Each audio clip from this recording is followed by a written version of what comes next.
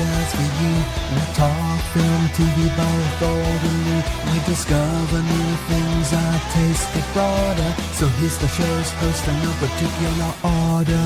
He's a little rough, he's a little caustic. Everybody knows him as the one and only toxic. From way up top, you'll find another for start. He forgot to press like when he used StreamYard. Stupenzolicious gonna judge you on your sense of cool by asking you what's your favorite Mexican food. He shouldn't tell secrets, but you know that he can. It's the Hollywood goss from the inside man. When Valencia sometimes drinks cappuccino, everybody thinks he looks like Quentin Tarantino. So come on in and join the Nielsen ratings. It's a show that you've all been anticipating.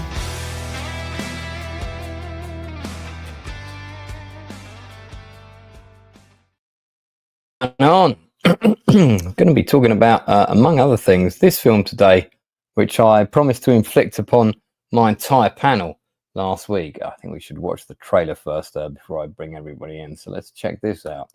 Scientists have known that a swarm of killer bees has been headed towards the United States. Now, Warner Brothers presents Irwin Allen's The Swarm. We have visual contact. Identify. A black mass, sir. A moving black mass. We have been invaded by an enemy far more lethal than any human force. Starring Michael Caine, Catherine Ross, Richard Widmark, Richard Chamberlain, Olivia de Havilland, Ben Johnson, Lee Grant, Jose Ferrer, Patty Duke Aston, Slim Pickens, Bradford Tillman, Fred McMurray, and Henry Fonda.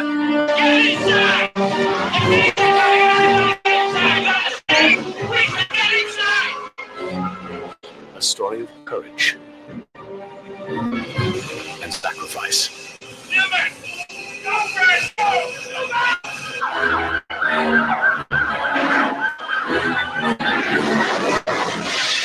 Not since the 30s, when families by the thousands fled the Oklahoma Dust Bowl, has a thriving American community had to totally evacuate. Until today. Its size is immeasurable. Its power is limitless. Its enemy is man. The war that I've always talked about has finally started. Mile by mile, city by city, moves, leaving in its wake a path of destruction.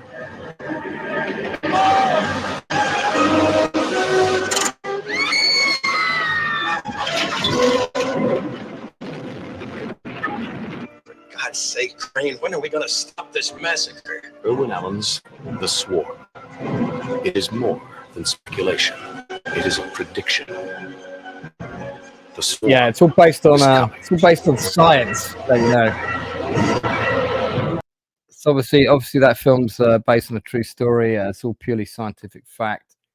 Yeah, we're gonna get into that and other movies, more modern stuff. We're talking about some of the new Netflix and Amazon and Disney releases. But before we do that, let me bring in my panelists. And you know what they say, ladies first before they get stolen by another channel. It's Rachel Percy-Art, who's currently muted and was not expected to come in first. She may well be busy. No, she's here. Excellent. I'm here. I just wasn't expecting to be first. Well, you know, on my channel, you should always expect the unexpected. This is true. Like this movie. Yeah, well, indeed. We'll get to the film in just a moment. I'm definitely not eating my last fragment of popcorn. Yes, let me digest that quickly. I had some Butterkist popcorn, so I felt that I needed it for this movie in order to get through it. How was your week? It makes it better. Doing pretty good. Just doing good. Excellent. Next, we have Northern English Bastard, who owes me about 20% in Rachel Percy-Art hiring fees.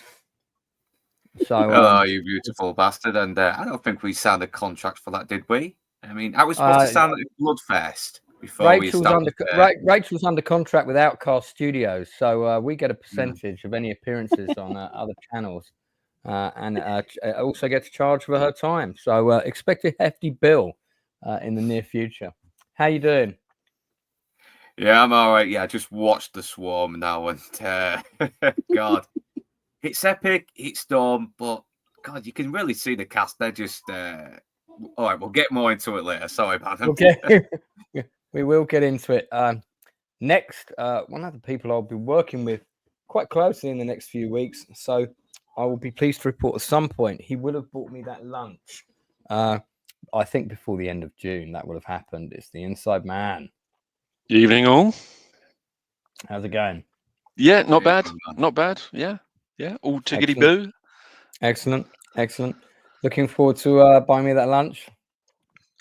I don't know what you're talking about. Last but by no means least, the man who's going to buy me a Mexican dinner another time. It's my regular co-host, Stupenzolicious, who was doing karaoke the other morning. I was so tempted to come on.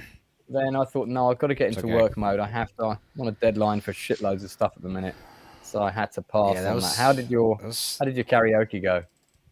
I went from like midnight to 7 a.m. Wow. As How expected. many songs did you get in that time? Not enough. I mean, I try not to do any repeats, so so far so good. But yeah, it's been fun. It was good. Partied all night. Just out here in Austin again, doing a bunch of shit, juggling this, and then I woke up this morning and it was like, by the way, you got to watch this 2.5 hour B movie. And I was like, fuck, I forgot about that. But I'm glad I did. It literally is a 2.5 hour B movie in every sense. No, I meant B like the insect B movie. Yeah, not like I see what you're saying. Yeah.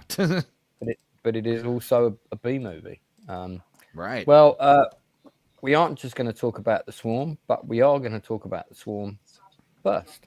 So I can't remember how this came up, but we were talking about disaster movies and we were talking about Irwin Allen. And then I suddenly remembered, the one that, the disaster of his disaster movies is considered to be this film. It's so I'll talk about it a little bit myself first before I get into hearing what some of my panelists thought. Many of them have watched it for the first time. Now, the first time I knew anything about this movie was we had come out of seeing Close Encounters of the Third Kind with this friend of mine from school called Matthew Soul. Got taken to see it for his birthday. Absolutely loved Close Encounters of the Third Kind. I'd get to see it about 3 more times within the next few months, and then it wasn't that long before they released it again. And then, of course, wasn't that long before we got the special edition. So it got twice released, and then we got a special edition. So Close Encounters got viewed many, many times. But you had this big poster. You had the posters up for what was coming next week. And this was at the time when I couldn't go to the cinema without my parents. And there was a poster for The Swarm. Wasn't this poster? This would be the American quad up in the cinema. But I thought, wow, that looks good. I mean, usually a big billing block of a lot of famous faces plus action equals fun times. That was the Lance Child mentality of the day. So I was very keen to learn more about it. And what I learned was that my parents didn't want to watch it. So I wasn't going to get to see it at the cinema. I had to wait. The first time I saw it was when it was on TV. I think it was shown on TV around something like 1981, 82. Now, there are 2 versions of it. There's a director's cut, which is 2.5 hours, which I think is the one everyone's watched. And there is the actual cinema release, which the cinema release is 190 minutes. It's considerably shorter. It is a film with a lot of problems, not least of which is the script. Some of the dialogue is absolutely diabolical, very perfunctory and extremely flat. You've got a huge number of actors, all of whom are basically really going for it. I mean, Michael Caine is like he's done a massive line of cocaine and then delivered all of his scenes in 3 days with no sleep, because he's kind of shouting and he's angry on like every line. There's a lot of Irwin Allen sort of regulars in this movie, including Richard Chamberlain, of course, who previously was in the Towering Inferno. There's a lot of the same special effects people involved, same stunt team is involved. You've got some pretty excellent miniature work. in the film, including this train crash, which actually I thought, you know, watching it again today, I thought was very effective. And of course, they used over 1 million bees, and they had to remove the stings from these bees before they were allowed on set. And several actors were covered in them. So yeah. So you know, there's some stuff which is great, and then there's some stuff that's not so great. Here's an interesting factoid for you guys. The actor who plays this kid, I forget the name of the kid in the movie. I think he's called Billy or something like that. Yeah, it's got to be Billy, isn't it?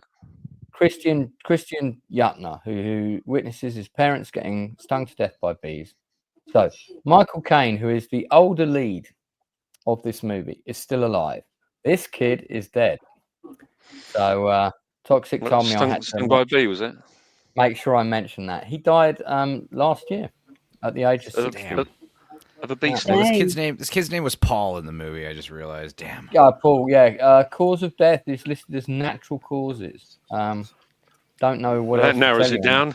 Natural causes at 60. Yeah, natural that causes. really narrows it down.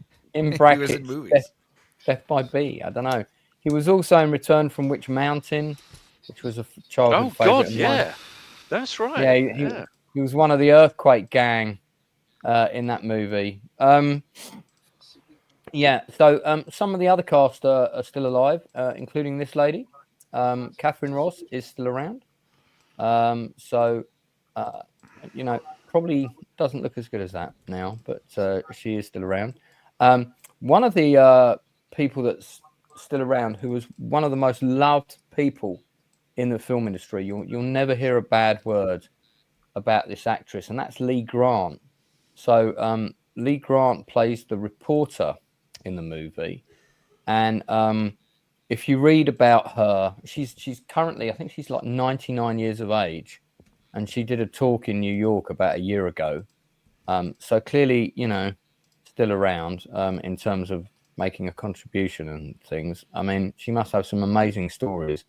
But I've read interviews with different people, and they say if I was working with Lee Grant, or I knew Lee Grant was going to be on my set, then we knew we were going to have a good day.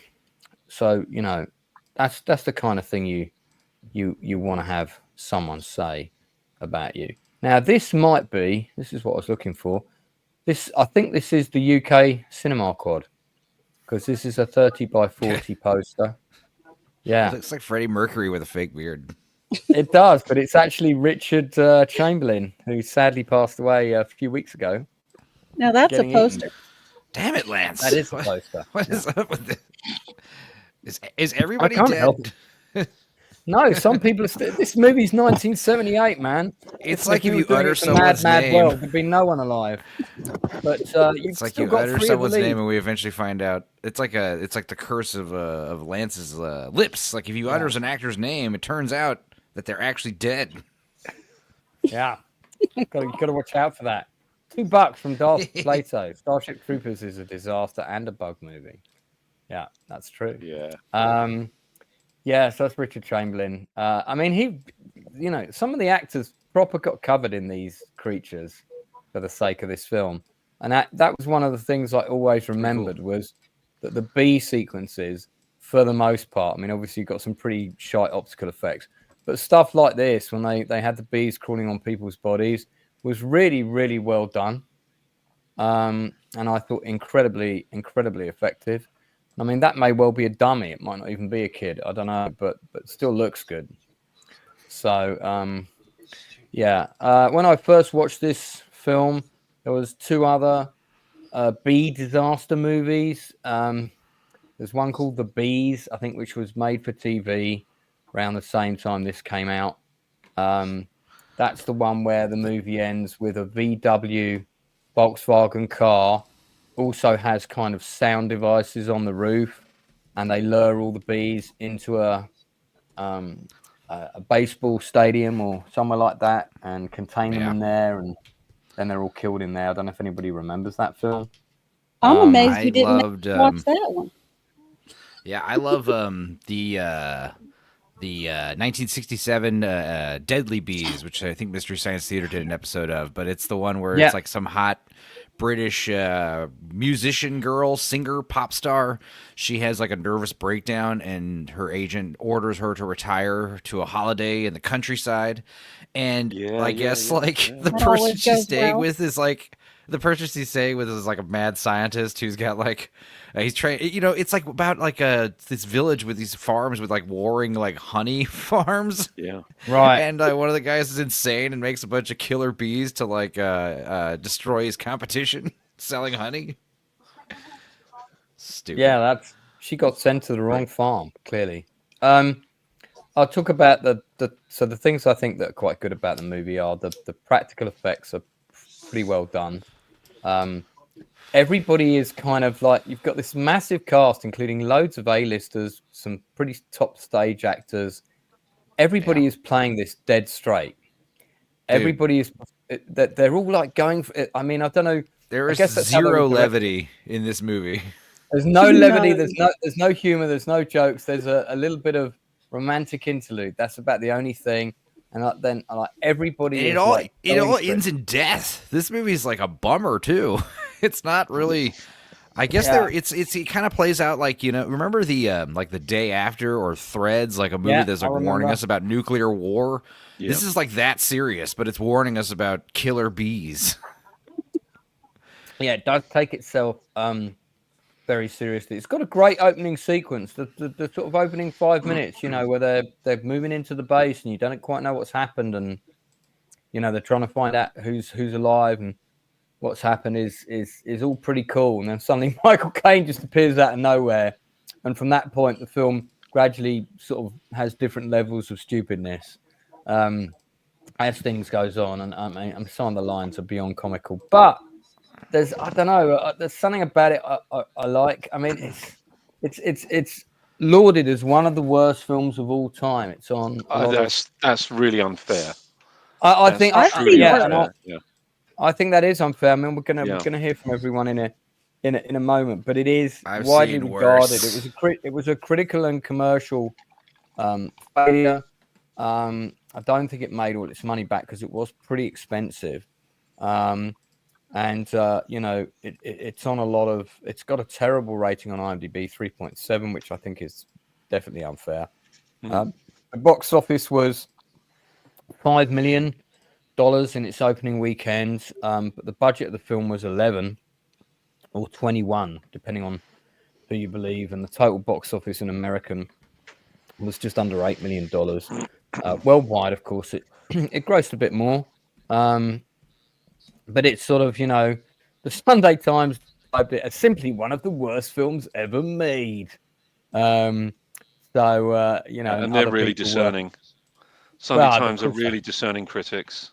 Yeah, terribly. I mean, we'll get into it. But there we are. So The Swarm, I picked it as an oldie for us to dive into straight away. We don't normally do the oldies straight away, and I don't normally make sure that all the panelists watch it, but that was the order from High, and my panelists know now if I tell them to watch something, they have to watch it, otherwise there are consequences. So let's Rachel, ladies first. You'd never seen it before? No. You watched it? Tell us your initial thoughts. I watched it for you. I would not have picked this for myself. I watched it, all right. Right. It's all right. You took one for the team. It's all good. Yeah. I've seen worse movies. I've seen worse movies on Enzo's channel, honestly. So don't forget Adam's channel. That's true. I've seen way worse on B-sides. But, honestly, at the end of it, I really loved it. Even if it was ridiculous in every way. Look at that. That's ridiculous. That's completely ridiculous.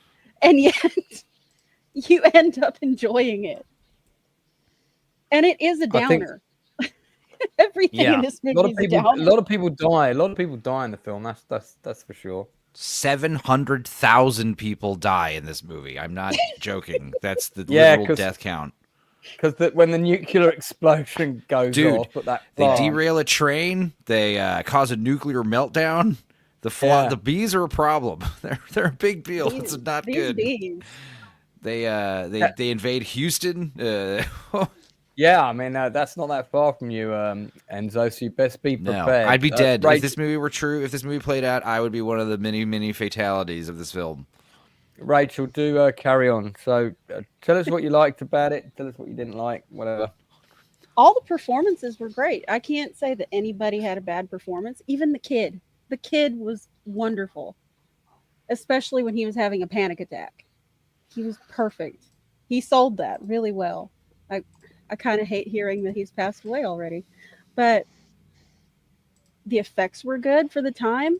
You can't really complain about it. They used miniatures when they needed to, and they were good. They were very well done, especially there's one thing: passenger cars shouldn't explode, but I'll give them a pass. It depends on the passengers, I guess. It depends on the passengers. It is Texas. I mean, It is Texas, so they may have just combusted. This is back when they allowed us to take bombs and guns on trains and planes. Before the damn Patriot Act took that right away from us. They ruined Can't wash our hair on planes anymore. We used to have fun, damn it. Oh, God. Blibbity Blop was excited. He saw Michael Caine in the title. He was compelled to drop by, but he saw it was the Swarm. So catch you all later. He's out of here. Okay. Surely they didn't get enough. He does the Homer Simpson where he backs away into the bushes. Anything else you want to say before I let someone else go? Every Rachel? actor that had to endure this, they earned their money. Never. I would never do this. Not for any amount of money. It's too many bees. Well, I mean, Michael Caine's new swimming pool wasn't going to pay for itself, So you know what I would do? This is what you do. You tell the actors, like, hey, don't worry, we're going to painstakingly and somehow miraculously remove all the stingers from these bees. And then just be perfectly calm. You don't need to worry about anything. And that way the actors are like totally chill with real bees with real stingers, and just save some money and time. Just because you don't want them to panic when they're covered in bees, otherwise the bees will sting you.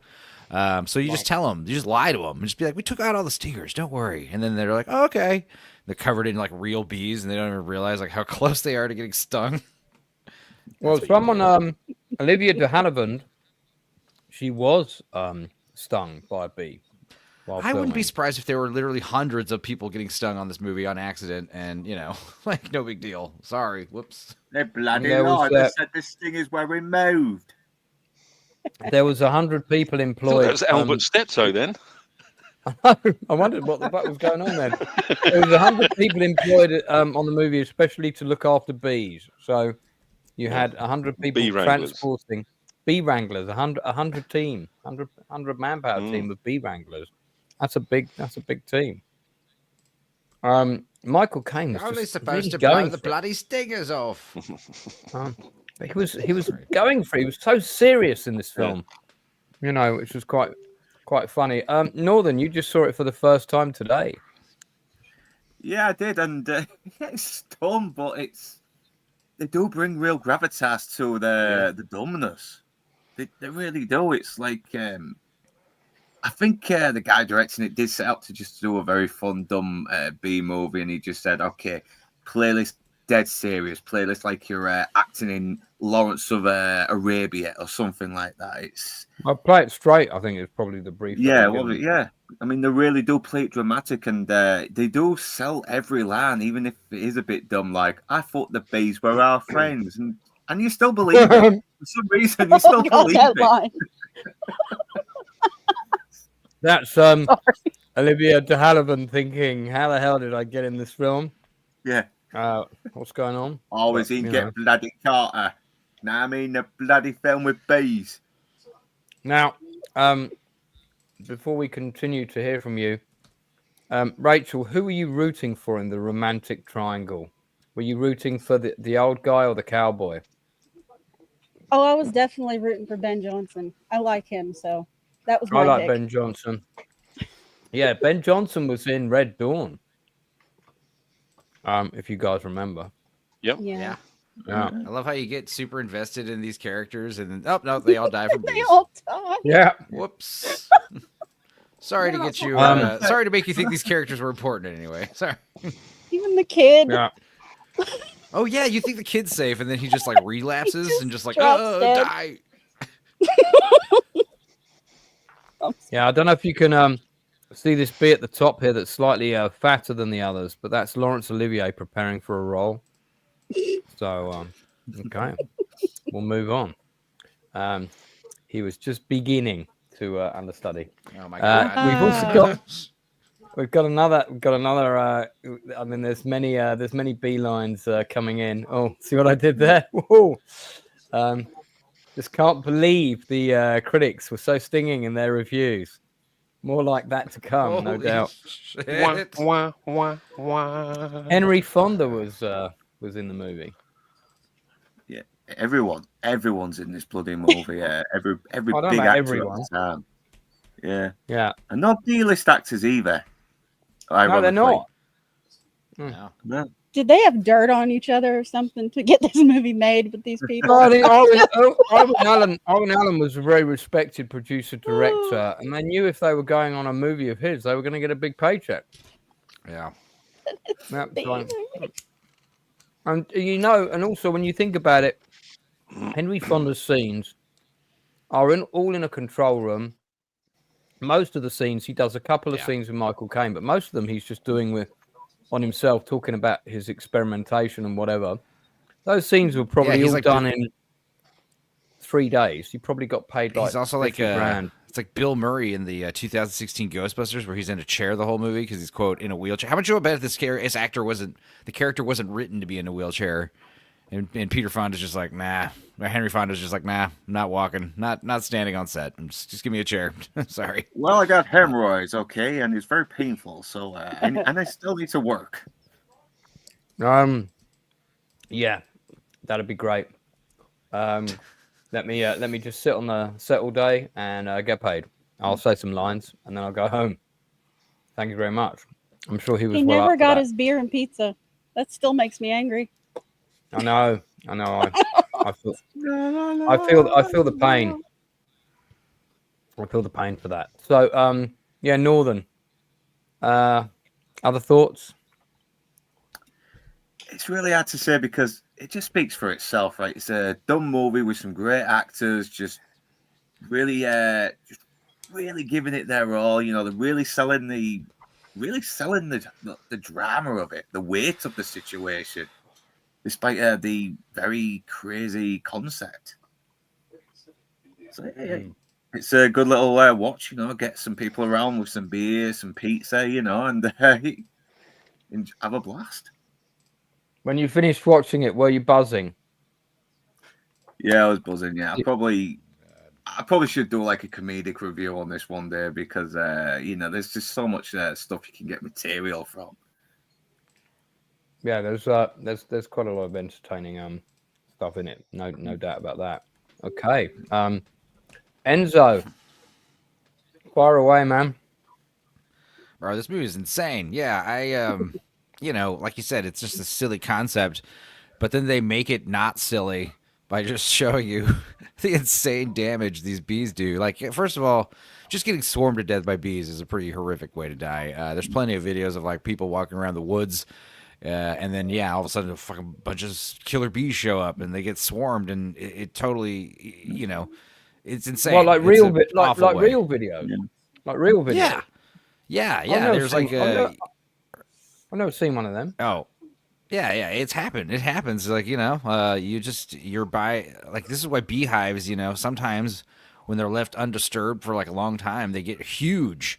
And if you happen to disturb that beehive, you could be in a lot of trouble. You don't need to be allergic or anything. You know, wasps are obviously terrible. Swarming insects, you know, it's not cool. But then, yeah, by the time they derail the train, you're like, okay, because the first thing you see them do is like take down 2 helicopters, and I mean, that's pretty crazy. but plausible, you know, like enough insects get clogged up in the machinery, I guess, you know. I mean, you can't fly in sandstorms and you know, ash volcanoes and stuff. You'll take your engine down. So that's believable. But when it derails the train, it's like, and the like, train you know explodes. Oh yeah, and it was a great little like Godzilla miniature model kind of train. Yeah. But yeah, this movie, like I said, it's like it really it somehow does sell the terror. Like, oh, this is a big deal. But I couldn't help but thinking how much this movie totally needs like a modern day, like schlocky, like comedic remake, kind of like Piranha 3D. You know, like bring it back, but yeah, bring it back, but with like Danny McBride in Texas and a bunch of like, you know, Texan, like, you know, hillbilly types having to deal with a huge swarm of killer bees, and maybe dial down the you know, global you know, like this is going to be a localized problem for the people of Central Texas. The idea that like, oh my God, these bees are going to take over the world unless we do something about it. You know, that's a bit like, that's where it's getting a bit silly. You know, but yeah, I guess, like I said, shocking death toll. This is, you know, like when you watch The Invisible Man, you kind of forget that he has the highest death toll of any Universal monster by far, you know, killing like hundreds of people by derailing a train. These bees, derail a train and then some. Like I said, I'm not even joking. Almost like 750,000 people die in this movie. That's like from bees, you know? So, yeah, I mean, I would have shaved off an hour of this, tighten up. I gotta say, watching it double speed, this movie was action-packed. This movie was super enthralling. I would recommend watching it at, you know, something like that. This is fun. But yeah, it was one of these movies where, I don't know, I kept just like getting enthralled in what was happening and saying things like, Jesus, you know, like what? No, this is bad. Also, yeah, stupid Paul, you know, like that was a great scene. Like he's trying to avenge his family's death, and he finds this huge, like you know, knocked over tree that's like just turned into this massive bee colony. And they're like, oh, I know what we're going to do. We're going to firebomb it. So they take some Molotov cocktails and throw Molotov cocktails at this thing, and then hide in little metal trash cans, which was actually brilliant. I thought that was kind of cool, actually, that idea. Yes. I was like, dude, because that's the thing about bees is like, you know, yeah, they're a big problem, but they're also like not if you're like in a car or something, you know? So like you're okay. But yeah, then of course they cause this whole city to get destroyed, which is kind of silly. The bees take over this whole town in vengeance of their fallen colony. But yeah, also how they got rid of the bees was funny, using like ICBM warnings to lure them out to sea and just like take care of them there. That's madness. And then of course, like after the bees are all exterminated, they do the classic like, are we safe forever or whatever? It's like, I don't know. Yeah. Maybe. Probably not. Maybe. We should depend on the box office of this movie, but you know, probably we not, tampered in God's domain, like Dudicus always likes to say. Yeah. Yeah, okay. Get Inside Man. Give us your thought. I mean, I think this is one of those films that's been really unfairly treated. You know, so many people dump on this movie unfairly. I think the critics were particularly unkind. You know, I mean, what the hell did they know? But also the cast. I think the funny thing about some actors is this. Now, if this movie was a complete success, was a real mammoth box office blockbuster, every single one of these cast members would have come out and said, yeah, you know, it was an absolute pleasure working with Owen Allen. And yeah, you know, it was just the best movie I've ever worked on. It was just a fantastic experience. And I'm so pleased that I did this movie. But of course, as soon as it bombs, you know, because of the savaging that it received by the critics, all of a sudden, and it happens so frequently with actors, all of a sudden they come out and say, yeah, we knew when we were doing it, it was a terrible movie. No, you didn't. You didn't know that it was a terrible movie. You didn't know that it was a bad movie. You went into this with your eyes open. You took the paycheck. You know this with every single movie that you do. Every actor knows this with every movie they do. They know that it's really down to decent publicity or awful publicity that's the make or break of a movie. Not necessarily the quality of the movie. We know that there are so many huge box office successes that are terrible movies. And the actors are all over it, saying how fantastic it was to work on this movie just because it was a success. So, I think everybody has treated this unfairly. It's a perfectly serviceable film. It's really well shot. In fact, it's beautifully shot. The cinematography on it is superb. The miniature work on it is absolutely outstanding. And it's 1,000 times better than anything that Roland Emmerich could ever come up with. So I think it's a great film. I love it. I love it. I've got a real soft spot for this movie. I think part of the reason for its failure, unfortunately, was that it really was on the tail end of the success of all of the disaster movies as well. So we had all the big ones. Yeah. So we had the Poseidon Adventure, we had the Towering Inferno, we had Earthquake. We had all the airport movies. So it really was, its last gasp. Irwin Allen's last gasp at sort of milking the genre. And it's unfortunate because it is a good movie. It is dumb, as all disaster movies are. Every disaster movie has a dumb premise. Every single one of them. They're not all, great, scientific. There's, not all have great scientific research into them or any kind of, sense of reality in them. They're disaster movies. They're just movies. But I think this is a good film. This is a very, very good film. And I loathe critics. Especially people like the Sunday Times who, would say something like, this is by far the worst movie ever made. Well, then you've never really seen a movie. Most of them ape what other critics have said. They like to jump on that very familiar bandwagon. Once they see one respected critic say something, then the rest of the critics will jump on board with that and just, ride that little bandwagon for what it's worth.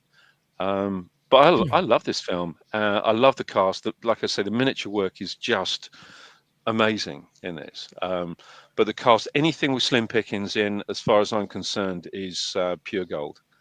I got to agree. I do. And it does have a fantastic score by Jerry Goldsmith. Yeah, it does. Great score by Absolutely Jerry amazing Goldsmith, score. Who did the other two big disaster movies. Quick pop quiz question: in which other B movie did Slim Pickens appear with Michael Caine? Anyone? Anyone? We'll chat. Get it first. That would be. Anyone? Chat. See if you can beat the panel. No. Chat. If you can beat the panel are all thickies. So. Yeah, we can't use our keyboards, all right? Beyond the Poseidon Adventure. So I'll give Beyond that to Enzo. Beyond the Poseidon Adventure. Slim Pickens just said plays Poseidon. X. He just said well, Poseidon. you were close enough. Michael Caine. And he said it slowly. Michael Caine was not in Doctor Strangelove. But Beyond the Poseidon Adventure, he plays Tex, and he's trying to carry this bottle of wine or champagne. He's trying to get it, to safety. He's carrying it with him the whole time, and I actually really like Beyond the Poseidon Adventure. The idea of these two teams with competing objectives and machine gun battles taking place in a sinking ship is really cool. You got a really young Mark Harmon in there.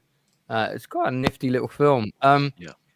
This, I mean, I've got a lot of love for this movie as well. I can certainly see the flaws, but this sequence is a funny one, right? Because Richard Widmark kind of, sacrifices himself, staying behind with a flamethrower to let Michael Caine escape.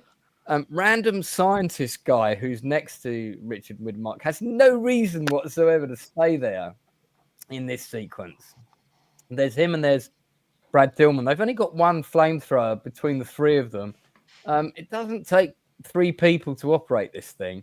Why is this guy staying there? Why doesn't he just abandon it with Michael Caine? I don't know if his character's got it on with the general or what's going on, but yeah. So I would agree, Paul. Jerry Goldsmith has never delivered a bad news before. Certainly none that I've heard. Do you have to? The cinematographer for this film of interest was Fred J. Cohen-Ocap. I'm not going to say that again. He lived to the ripe old age of 94, passing on in 2017. He also was the DOP on The Towering Inferno. He was the DOP on Patton. Kuhnenkamp. His Kuhnenkamp, last, I think it is. Yeah. Kuhnenkamp, thank you. His last movie was Flight of the Intruder. He also did Splash 2, the much maligned sequel to Splash, which I do recall was pretty dreadful. He did Flight 90, Disaster on the Potomac, which actually is a really good TV movie about that disaster. It's quite gripping. I do remember watching that. He did a couple of episodes of Tales of the Gold Monkey. He did that 1980 disaster movie When Time Ran Out. That is proper dreadful, that film. I've watched it recently. It has almost no redeeming features. He also did White Line Fever and 3 episodes of Kung Fu. He did one of the Magnificent Seven sequels, Magnificent Seven Ride. And before Patton, he did 2 episodes of the Mission Impossible TV series, as well as a load of stuff, 90 episodes of The Man from U.N.C.L.E. and then some of the Man from U.N.C.L.E. movies, including The Karate Killers and The Helicopter Spies and The Spy in the Green Hat. So, yeah, he did. I think he basically did all of the Man from U.N.C.L.E. Movies, as well as most of the TV series. So, pretty good CV there. Pretty good CV. Yeah, pretty good. Used to doing this kind of stuff. Yeah. I would say. The colours. What struck me about this was the colour was just absolutely magnificent in this movie. Yeah, it's got that vibrant. 1970s pop. Yeah. Sort of. Yeah. It's really, lovely. you know, the colours really pop, don't they? Yeah. It's really beautiful. Yeah, the production designer was Stan Jolly on this movie. Yes. He had also done Superman. He did Caddyshack. So I wonder if he designed the Gopher. He did a lot of episodes of Voyage to the Bottom of the Sea. I used to love that show. Yeah, I remember. Richard Basehart. And then Stuart A. Race, who was the set decorator, also worked on Fantastic Voyage, Escape from the Planet of the Apes, 7-Year Itch, How to Marry a Millionaire, California Dolls, Beyond the Poseidon Adventure. So there's a lot of connections good here. Pedigree, yeah. Very good pedigree here. Flood, that was another TV disaster movie. I remember Flood. Yeah, so and he also worked on When Time Ran Out. So, you know, it's a lot of people that are all connected. The special effects were done by Howard Jensen. So we're talking the practical stuff. He also did Ed Wood, Tim Burton's film. He did Rocky IV, the Russian one. He did What's Eating Gilbert Grape. He did Body Heat. He did Annie, Operation Dumbo Drop. So, you know, which as we know is one of Inside Man's favorite elephant films of all his elephant films. It's the only elephant film. No, the elephant film. The elephant film. The elephant film is Hannibal Brooks, but Operation Dumbo. I think The Elephant Man is probably, you know, second. But that's an elephant man as opposed to the elephant film. So well, there's an elephant in it. This is the moment in the film when 700,000 people die. This could be a shot from Thunderbirds, but it's not. It's a shot from The Swarm. £15 on Blu-ray, not currently available on sale in HMV, but it's £15 on Blu-ray. So apparently we're being silly, somebody's saying. So so ratings out of 10 then, people. What are we giving this? Rachel, ladies first. Oh, wow. For pure enjoyment, I'd give it a 10. It was fantastic to watch from beginning to end. Yeah. It's fantastic. But So you can only give a film a 10 if it's got no flaws that you can. I know, but so you're still going to give it a 10. A serious review of it, I'd give it a 7 because it Okay. does have problems. But a fun review of it, you'll give it a 10. Yeah, really. All right. Okay. Yeah, it has a few problems.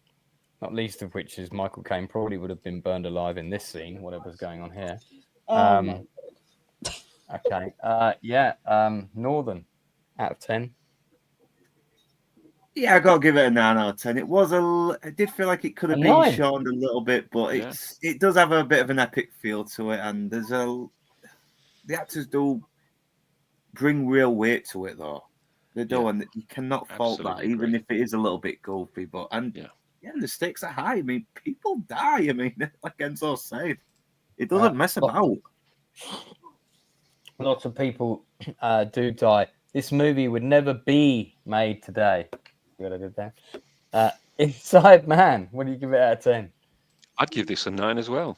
I really would. Look, I mean, obviously, we all have different criteria that we have to meet, right? Okay, so as Rachel said, I still found this thoroughly entertaining watching this again. I mean, really, really enjoyable and entertaining. Yeah, it does have its flaws, but how can you argue with that cast? And like I say, Slim Pickens or Olivia de Havilland, who is my favourite actress that was in Gone with the Wind, who was just amazing, beautiful in that movie. But these are the things that kind of sway me towards that. But it's a very good film. It's a very, very good film. It's a dumb subject, but that's exactly the same as every other disaster movie. They're all dumb subjects. We don't take them seriously. But I think this is every bit as good as Earthquake and, dare I say it, The Poseidon Adventure. Maybe not quite as good as Towering Inferno, but I think this is every bit as good as those movies. I really do. Okay. Fair play. Enzo.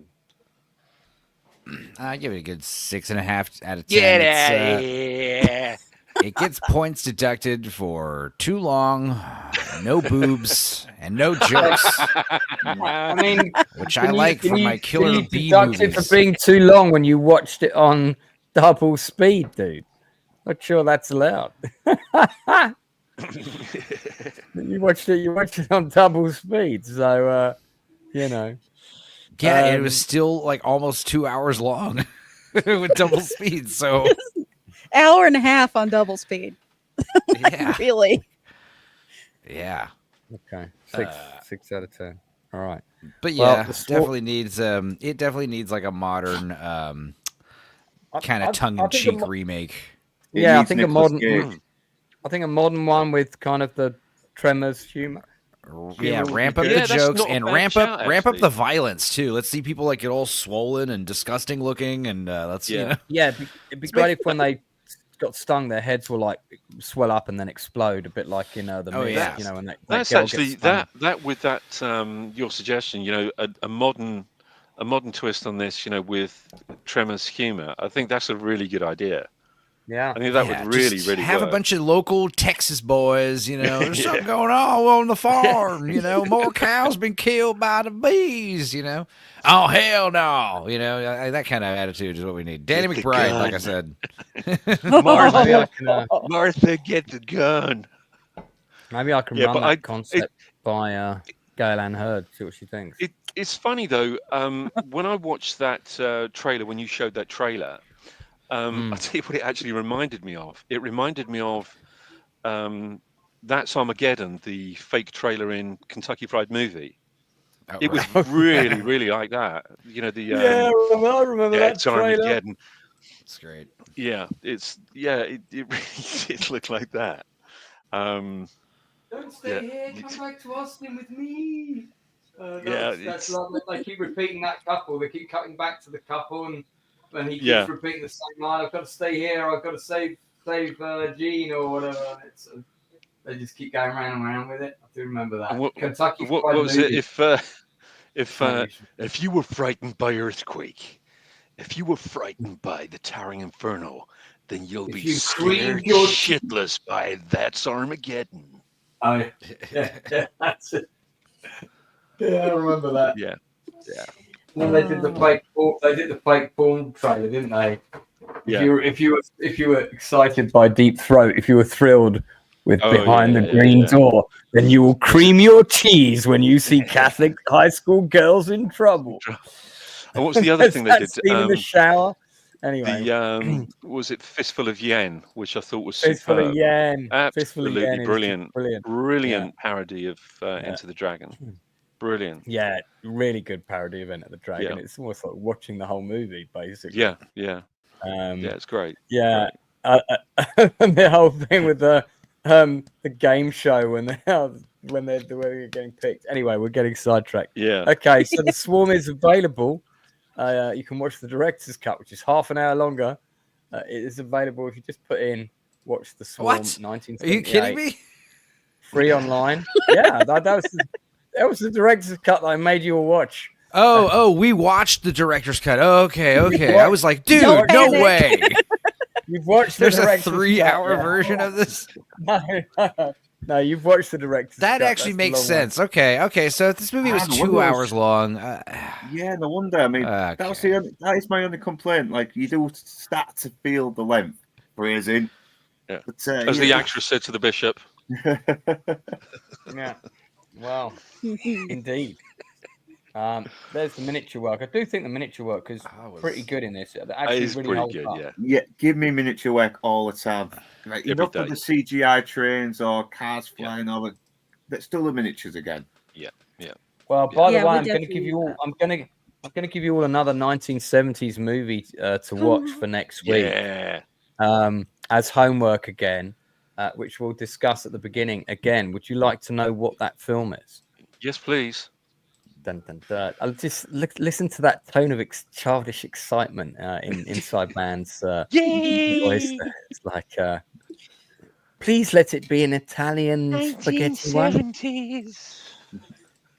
We're gonna stick with miniature trains, which are used in the movie. There's a miniature train crash sequence of mega proportions. Do they blow up? They possibly do blow up. And again, it has an all-star cast, including a convicted murderer. Well, felon. I'm not sure he got convicted for murder. So you're going to watch the Cassandra Crossing. Yeah, I knew you were going to say this. For next week. And I'll tell you what, this is actually a pretty bloody good film. Yeah, another Jerry Goldsmith score, I think, as well. It is another, just got a superb Jerry Goldsmith score, very creepy score. This film is actually really effective.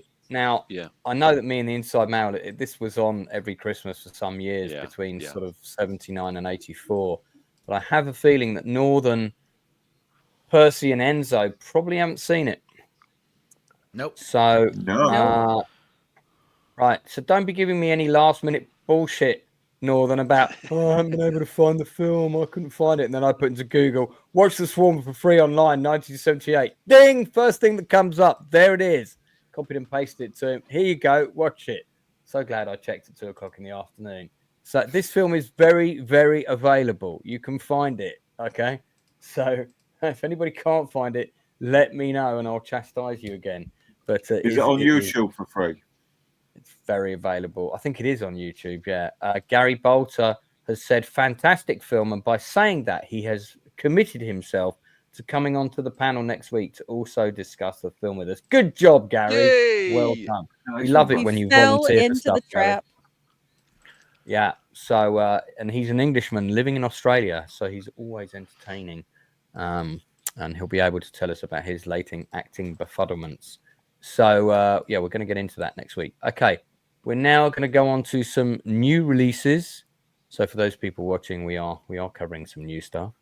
I'm going to start off with a couple of things that dropped on Netflix. Documentaries are very popular, particularly stuff about true crime and things of that nature.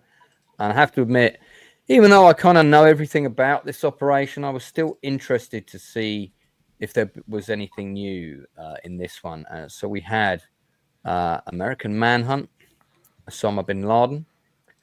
This is a 3-parter.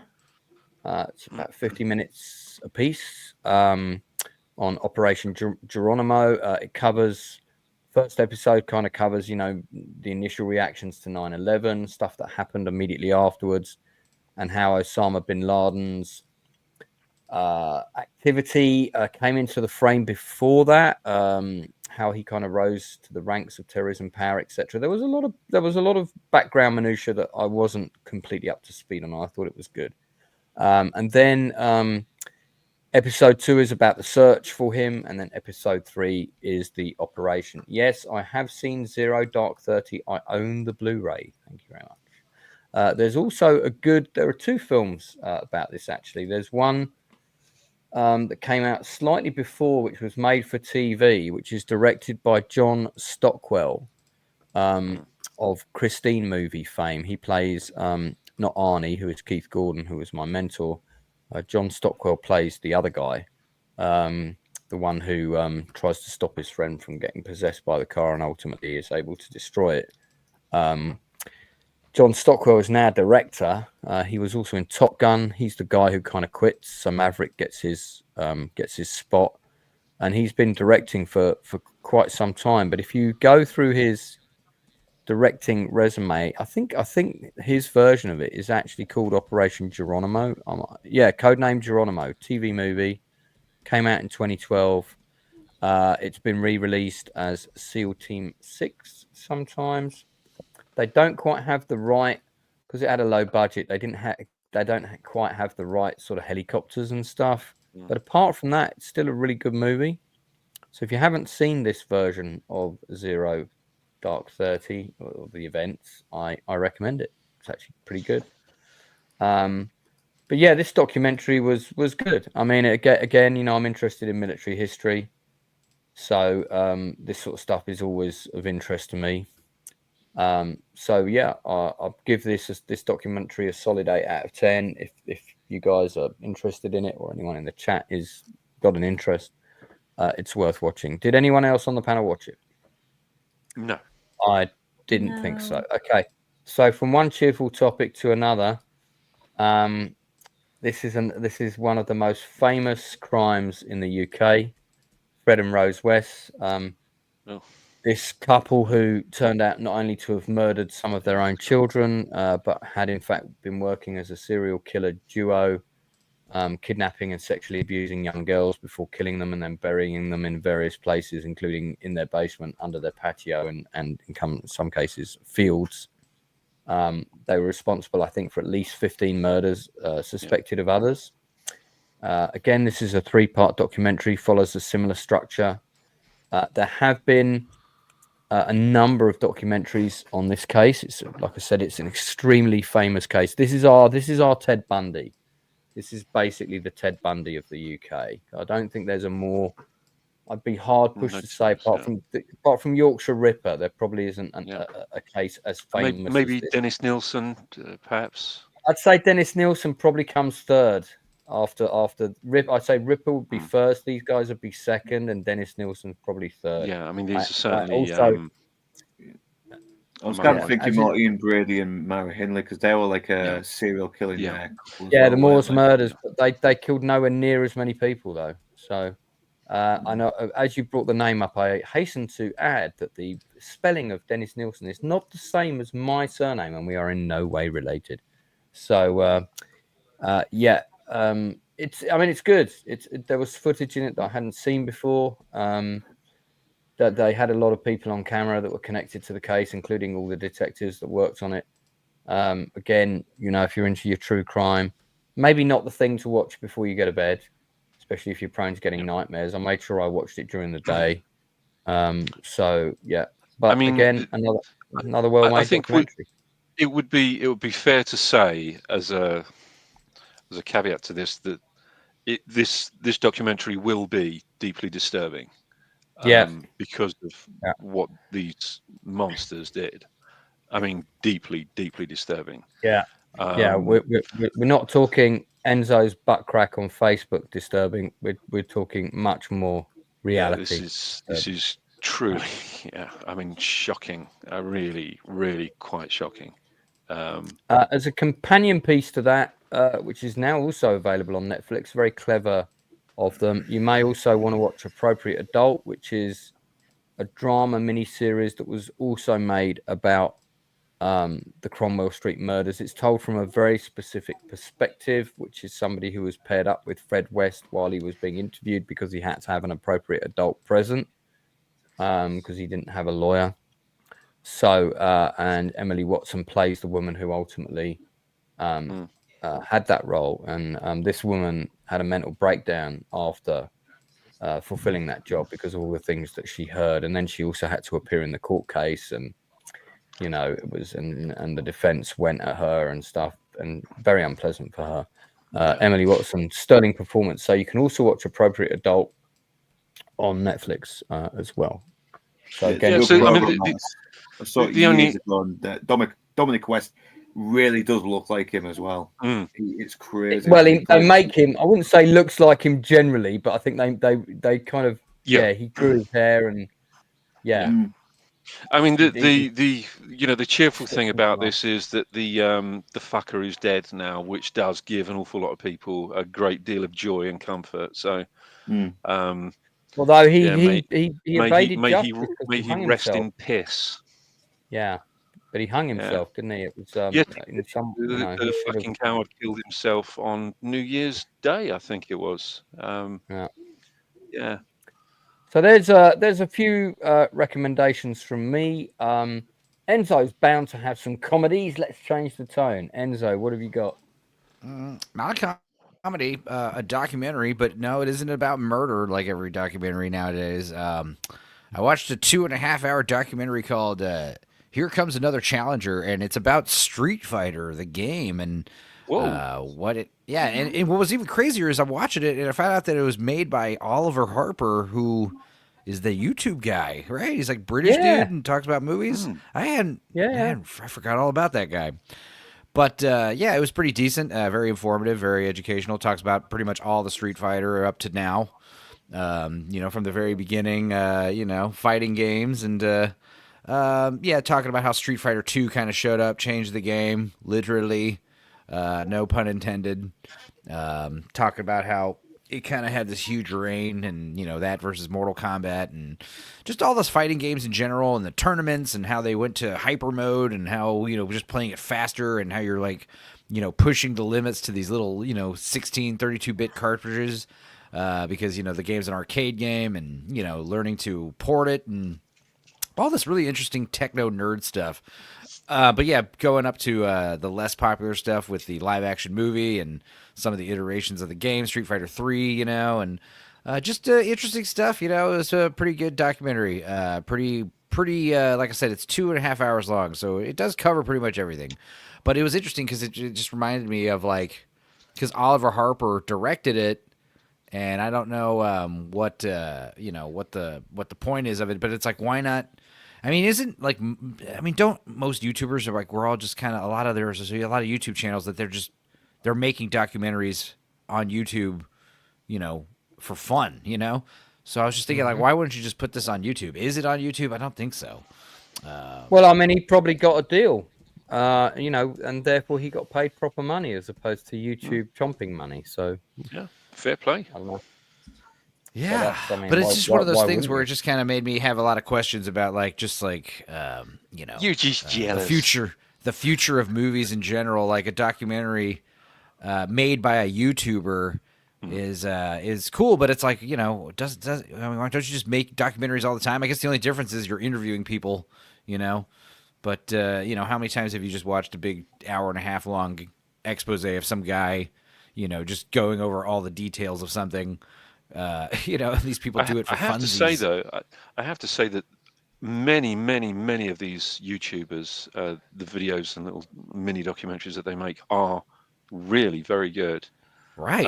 Some of them are above and beyond what you would expect to see in the cinema. Right. When I brought it up because it's like Nerdrotic was plugging this one guy who was trying to crowdfund a documentary about Stan Lee's final years. And not only was the whole premise weird and kind of, a lot of people had a lot of criticisms about it because it's about Stan Lee's elder abuse, And it's like, well, why didn't you just do something when you were around, if you saw, it's like, I basically cataloged and documented a bunch of elder abuse for Stan Lee when his later years. I was there. And it's like, well, if you were there, why didn't, what the hell is this? You're going to crowdfund a documentary and get a bunch of money? Just make just put it on YouTube for free. Like, what are you talking, So yeah, it's one of those things where, this itself was a good documentary. And it's definitely awesome. Recommend if you like Street Fighter.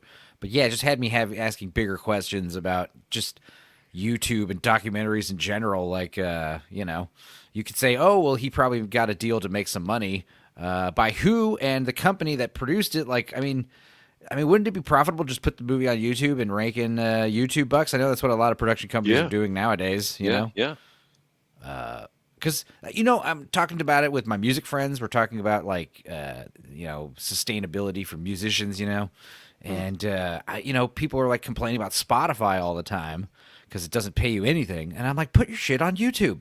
There are so many bands that have channels, and they just upload all their stuff, and they rake in that sweet ad revenue money, It definitely pays more than Spotify, I'll tell you that much. Like, dollars over pennies, Yeah. But, but anyway, this was a fun documentary.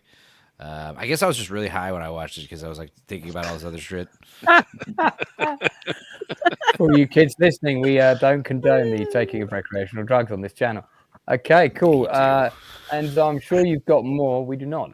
But I'll circle back around to you to give everyone else a chance. Northern, have you got one of your choices you can throw out quickly? Yeah, My Cousin Vinny with Joe Pesci and Marisa Tomei, which is, as you already know, is about two lads that get accused of murder, and so they have to get help from their cousin Vinny, who they think is an experienced lawyer who may prove their innocence, but is very inexperienced. And they start to worry that this may be a bad choice, but he does turn out to be very observant and very argumentative, and it's a very clever little courtroom comedy. And it's surprisingly, from what I'm hearing from people who are in law, this is very accurate what happens. And Marisa Tomei knocks it out the park. She comes across as this New York dumbass fucking street trash woman, but she's very smart. And Joe Pesci he starts off kind of just naive, but at the same time he shows he's very good at kind of thinking outside the box as well and seeing all the other angles and being observant as well when it comes to building a case. It's so well written, it's so well crafted. I mean, it's got everything. Comedy. Were you impressed by this Tash when this Tash appeared? Yeah, on I screen? remember that Tash as well. I was like, that's a Tash. Yeah. For those people that haven't seen The Inside Man in person, he has a Tash like that, but if you picture it extending about another 3 inches left and right. Yeah. And it's very curled up at the edges, actually. Yeah, it's literally the twirling moustache of legends. Yeah, this film, man, I was working at the cinema when this was on, so I saw it like more times than I wish I had. I don't know. It was one of those films that, like, I felt like I should have been laughing more than I was, and it was sort of, 1 foot in comedy, 1 foot in drama, but I don't know. The comic stuff for me didn't really land. I just found the courtroom scenes. The laughter in the situation. This movie's kind of like The Big Lebowski. Or, is it? Trailer Park Boys, It's Always Sunny in Philadelphia, where these movies, like the first time you watch it, like a lot of the jokes are the characters just being themselves, and you don't really know the characters the first time you watch the movie. The second, third time you watch it, you know more about these characters and who they are. So their actions definitely, they become funnier the more you watch it. Like, it's easy to think this movie isn't that funny, but like the 5th or 6th time you watch it, it's hilarious. Well, I never made it past 2 times. I mean, I don't know. Maybe I need to watch it again now. Rachel, you need to watch it again, mate. It's Also, very clever. There's great setups as well, especially with the grits, which comes into play later on as well, which once again helps him kind of argue his case against a witness. Yeah. Also, And if I'm not Dr. mistaken, the Wilson. movie's written by a lawyer, so all the legal proceedings are like 100% accurate for most part, except for like a few expediting things for brevity. Like Yeah. like But, we believe anything that lawyers write. Right. For me, What I like about this. Sorry, yeah. Go on, I'll Rachel. finish Go this ahead. and I'll let you carry on because there was something I need to say. What I also like is that no one's really a You can bad hear. guy here. I mean, even the prosecutor is actually a good guy. You get to understand why he is doing what he's doing. I mean, and he does kind of respect Vinny as well. Later on, Okay. it's just people doing all their right. jobs, and that's what I like about it. yeah. All right. And All right. Rachel, what were you going to add? Yeah. for me, it's one where you either really love it or you're kind of lukewarm about it. And it honestly depends on what mood you're in.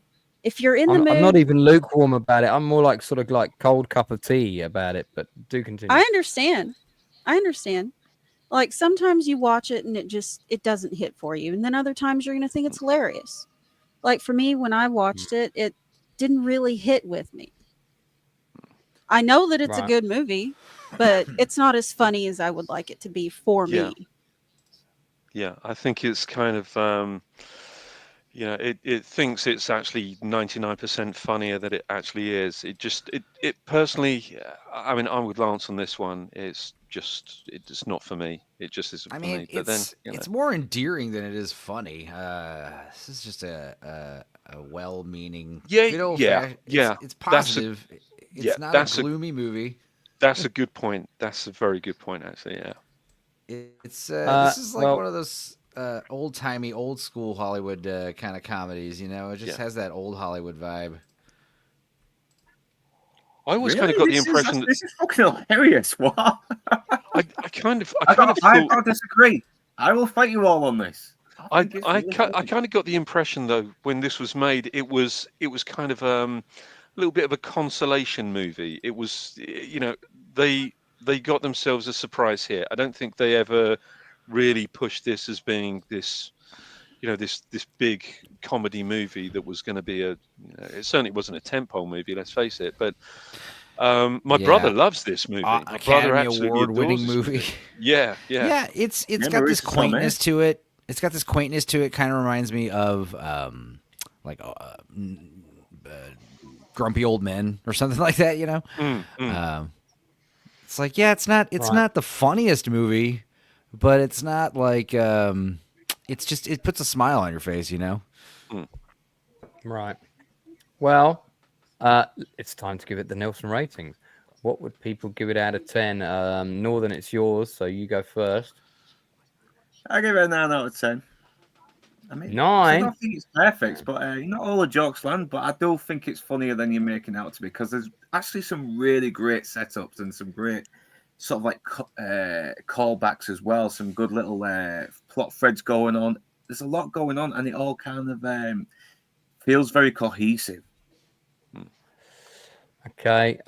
Sure. Rachel. Well, like I said, it's not my cup of tea all the time, so I can't give it a higher rating. So I would say it's a solid between a 7 and an 8, depending. Okay. All right. Enzo? I give it a good 8 out of 10. If anything, I say this movie is actually underrated. I think this movie does. People give a lot of snark about Marissa Tomei winning the Oscar for this. I think she I won't say she didn't deserve it. You could argue someone else maybe deserved it more. Won an Oscar. Yeah, I forgot that. Yeah, her character. Character, she's the highlight of the movie. She basically saves the day at the climax. It's one of these movies where you could tell it's all kind of written around that kind of that big speech, like getting this guy off because of this, But like I said, it doesn't. It does the law stuff entertainingly. Usually, like courtroom dramas are boring. Sometimes you got to always ham up, exaggerate the drama to make them interesting. This movie's very procedural, and yet it's entertaining because the characters are so zany, or they're not even that zany. You know, they just don't mesh well. And yeah, and you know, the guy who played the judge, Herman Munster, and Joe Pesci, they actually became real life friends until Herman Munster died. I feel like the little back and forth, the fact that the judge is just so stern and there's a lot of wonderful, like the moment when he knocks over the chessboard. That's a blooper that made it into the movie because it's so good. There's a lot of good stuff in this. That's I need to. Oh, James Reporn is one of my favorite character actors. Of course, he played the teacher in Scent of a Woman. I need to rewatch this. I you know, I mean, I'm going to have to, unfortunately, rate it on my last viewing experience and what I thought then.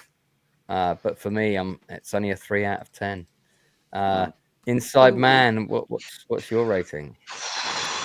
I mean, the best I can do is a 5, to be honest with you. But you know, and I think that's really being quite generous. You guys are all confused because the judges. Wow. You guys are just confused because the judges isn't wearing a big pompous wig. Is that what's going on? Even Real Lord Toxic says 2 out of 10. So we have to go with that. But like Lance, I think I'm going to have to give this another watch. I mean, like I say, my brother absolutely loves this movie. And he's always trying to convince me to rewatch it. So I think it's his birthday this week. So we're going to hang out and have a few beers. So I'm going to be going over to his. What's Marissa Tomei been doing lately? Been in the Spider-Man movies, The Wrestler. She got him out in The Wrestler. Oh, yeah. She's the mother, isn't she? God, yeah. Yeah, I forgot. But she's still working. She's still doing stuff there.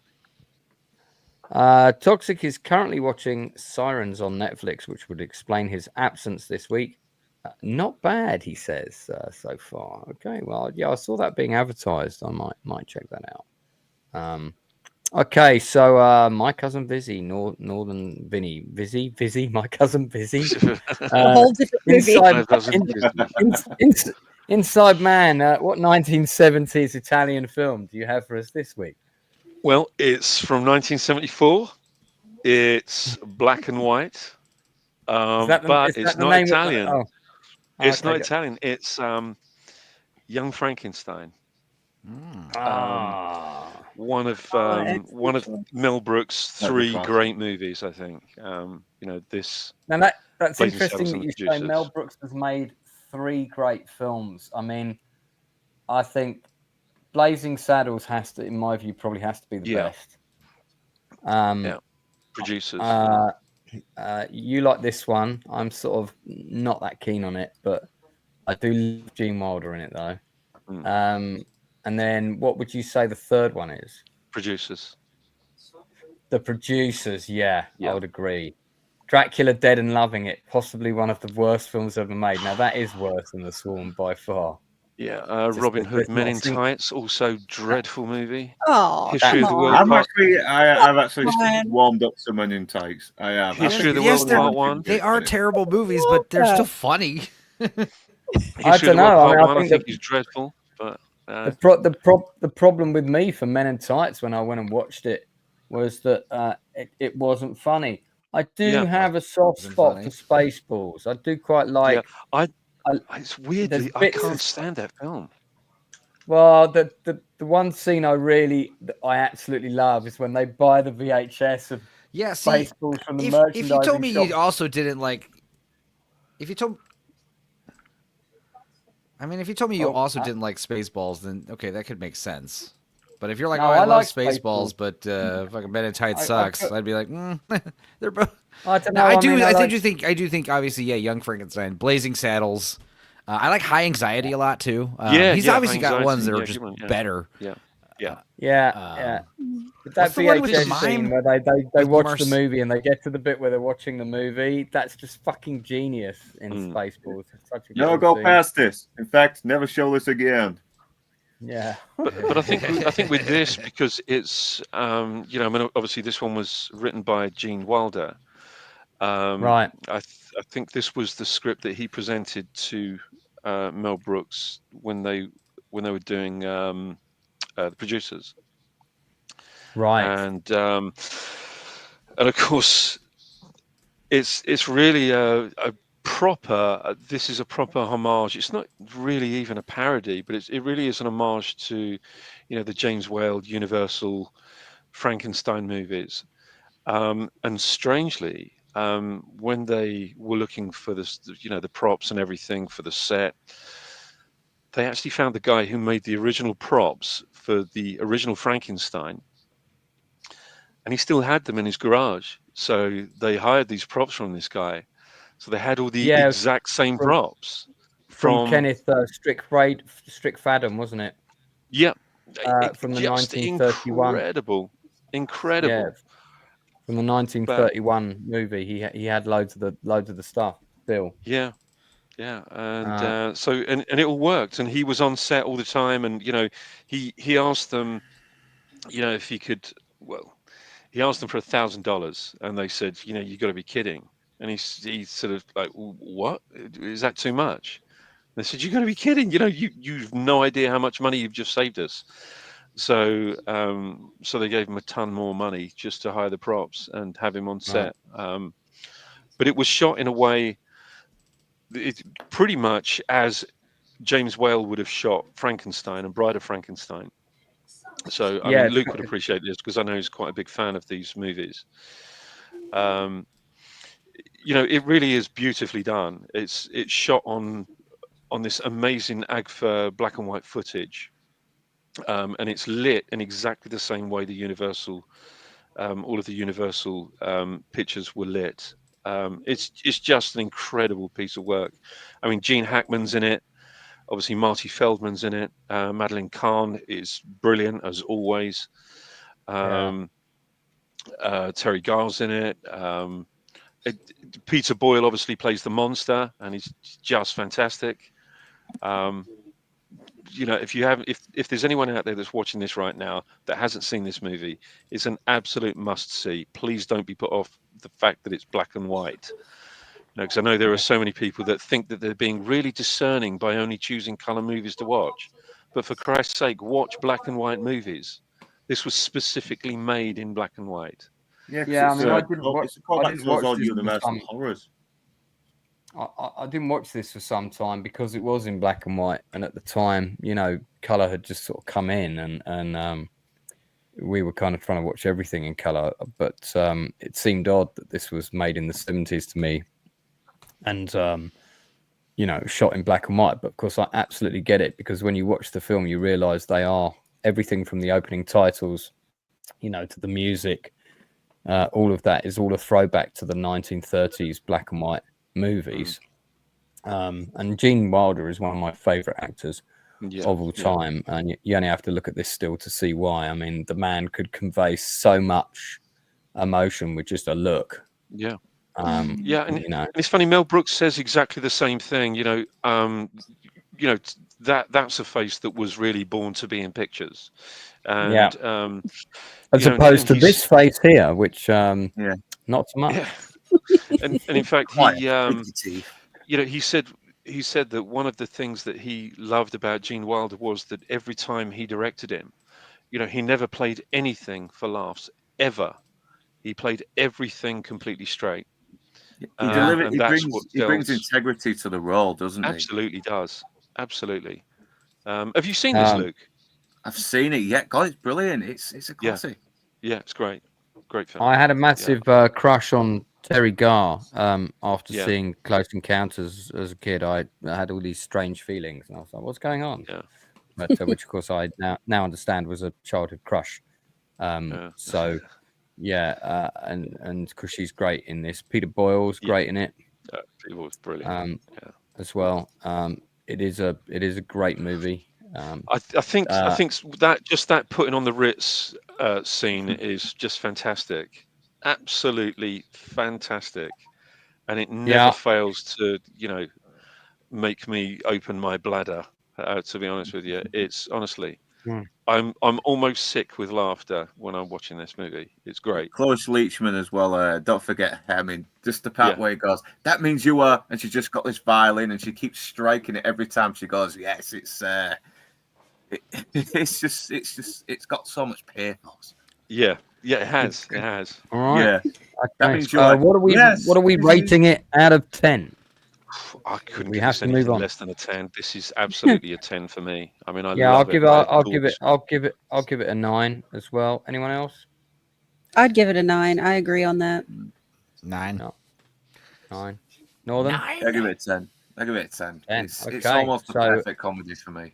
Yeah. Strong recommendation from the panel for the people watching. Although I would also agree that Silver Streak is my favorite Gene Wilder film. Even I kind of like that slightly more than Charlie and the Chocolate Factory. I mean, two completely different movies, of course. But if I had to watch one again now, I would watch Silver Streak. We were going to do some train movies, weren't we? And I think we're that was gonna be yeah top of the we were list, gonna yeah. do a Chew the Fat. We're gonna do the Chew the Fat train movie special, and we were gonna like pick our top 3 train movies each. I think we will do that. Actually, we'll probably do that pretty soon. Enzo, I need a poster. Chew the Fat top train movies. Can you achieve this before the end of the stream? No. Just What stick train Thomas movies? the tank engine on it and Yeah. call it done. Talking about Money Train? Tank engine. Or you just want a generic train? Okay. Well, You or Thomas mentioned Tank Thomas Engine. Tank Engine. Top 3 train movies. Top 3 movies set on a Alright. train. Predominantly set on a train. In brackets, maybe. You want all But, that? yeah. Well, something like that. I'm just kidding. So top 3, top 5 train movies. Let's go with top 5, and then my panelists can pick their top 5 train films. Okay, all right, we're going to move on. Rachel, do you have something to recommend this week? I do. Oh, fantastic! I just see. I like someone who rises to the challenge. Excellent. Go for it. What you got? I'm going to pick a made-for-TV movie that's widely available. Cool. Great, go for it. It's called Abominable. It came out in 2006. It's back when the Sci-Fi Channel was actually good. Yes.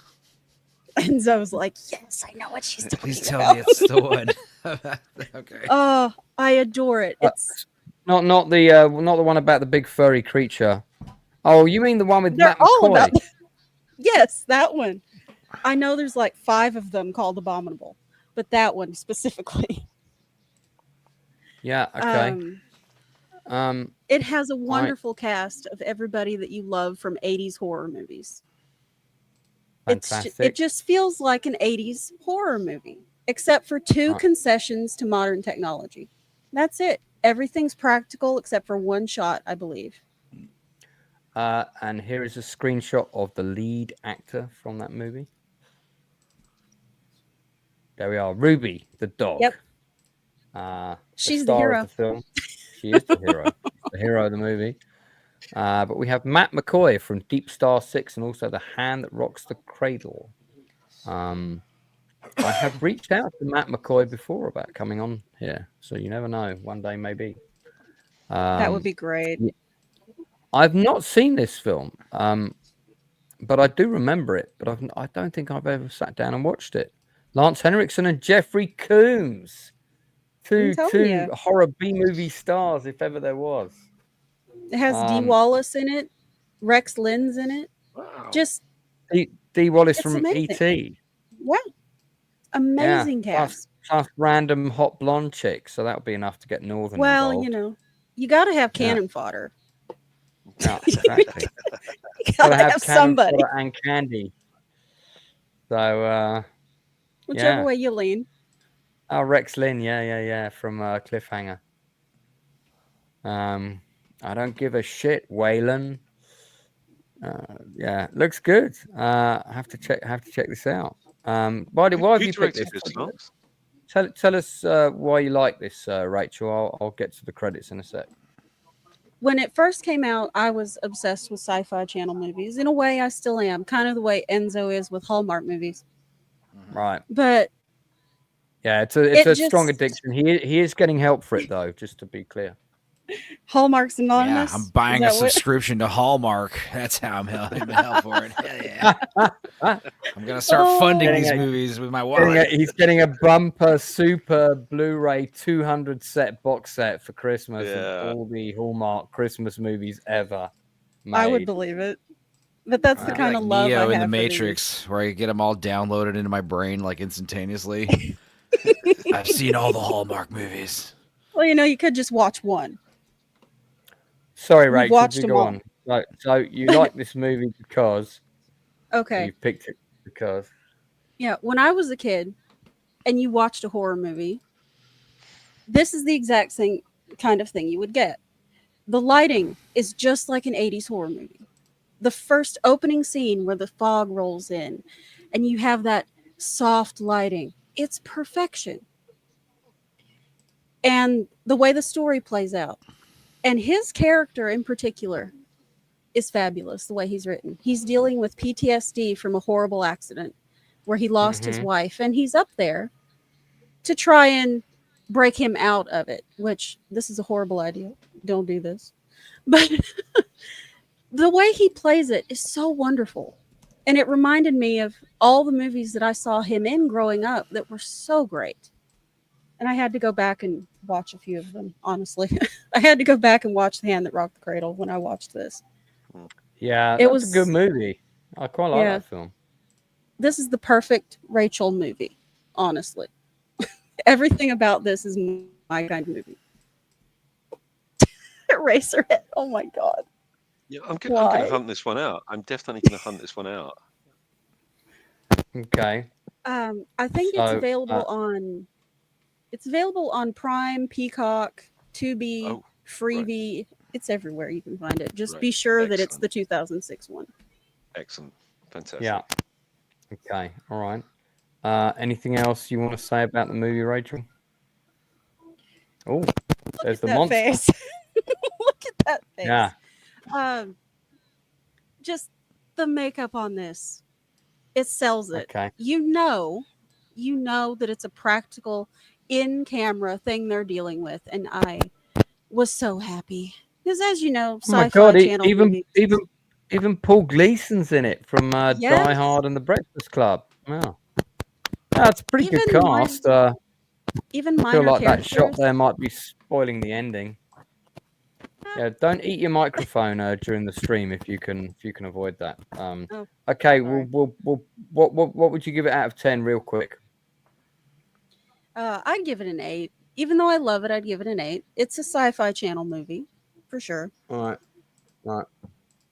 Right, I'm going to race through quickly to see if any of my other guests had any other picks. Northern, did you have anything else you wanted to shout out this week, real quick? I did catch one for the first time, Beyond the Pines with Ryan Gosling. I thought it was an okay film. It's mostly a film that has like 3 different stories. It kind of that's all connected, and it kind of leads to one thing where you got a bank robber who's trying to make some money so he can try and reconnect with his son, even though the mother of his child is basically kind of just had an affair with him and birthed his child, and then it moves on to him getting killed, and it goes on to the cop who killed him, played by Bradley Cooper, and he uncovers a lot of corruption, and then that moves on to 15 years where Ryan Gosling's son is now grown up, and he becomes friends with the policeman's son, and then he finds out that the policeman killed his dad, which leads to some conflict. And it was an okay movie. I think the ideas are there. We've got some pretty characters that have potential to be very memorable, but I just kind of feel like they were trying to cram 3 stories in and rush them, and it could have been like 3 individual movies on their own, and it would have been so much better. But it's still not okay.